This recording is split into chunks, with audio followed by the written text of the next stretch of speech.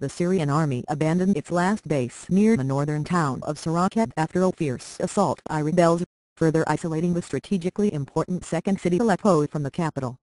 But in a political setback to forces battling to topple President Bashar al-Assad, the United Nations said the rebels appeared to have committed a war crime after seizing the base. The opposition Syrian Observatory for Human Rights said on Friday government troops had retreated from a post northwest of Sarakat, leaving the town and surrounding areas completely outside the control of regime forces. Thank you for trying verbose. This recording will go away once the product has been purchased. It was not immediately possible to verify the reported army withdrawal. Authorities restrict journalists' access in Syria and state media made no reference to Sarakat. The pullout followed coordinated rebel attacks on Thursday against 3 military posts around Sarakat, 50 kilometers 30 miles southwest of Aleppo, in which 28 soldiers were killed. Several were shown in video footage being shot after they had surrendered. The allegations are that these were soldiers who were no longer combatants. And therefore, at this point it looks very likely that this is a thank you for trying verbose. This recording will go away once the product has been purchased. War crime, another one, UN Human Rights spokesman Rupert Colville said in Geneva. Unfortunately, this could be just the latest in a string of documented summary executions by opposition factions as well as by government forces and groups affiliated with them, such as the Shabiha pro-government militia, he said. Video footage of the killings showed rebels berating the captured men, calling them Assad's dogs before firing round after round into their bodies as they lay on the ground. Rights groups and the United Nations say rebels and forces loyal to President thank you for trying verbose. This recording will go away once the product has been purchased. Bashar al-Assad have committed war crimes during the 19-month-old conflict.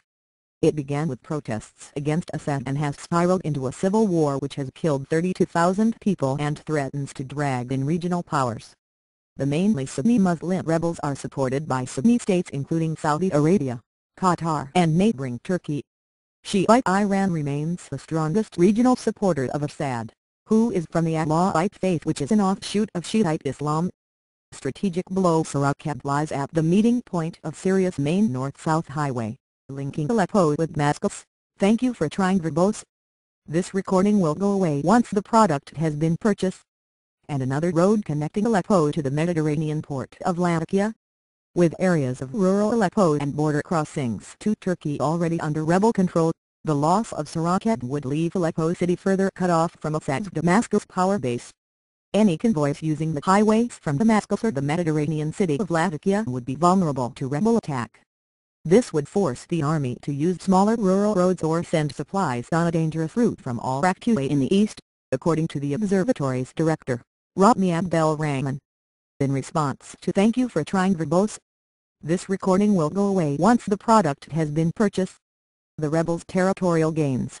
Assad has stepped up air strikes against opposition strongholds, launching some of the heaviest raids so far against working-class suburbs east of Damascus over the last week.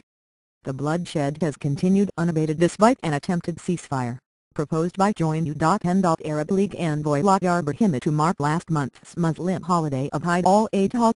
In the latest in a string of fruitless international initiatives, China called on Thursday for a phased, region-by-region ceasefire and the setting up of a transitional governing body, an idea which opposition leaders hope to thank you for trying verbose. This recording will go away once the product has been purchased. Flesh out at a meeting in Qatar next week. Veteran opposition leader Riyad Seif has proposed a structure bringing together the rebel-free Syrian army, regional military councils and other rebel forces alongside local civilian bodies and prominent opposition figures. His plan, called the Syrian National Initiative, calls for bodies to be established.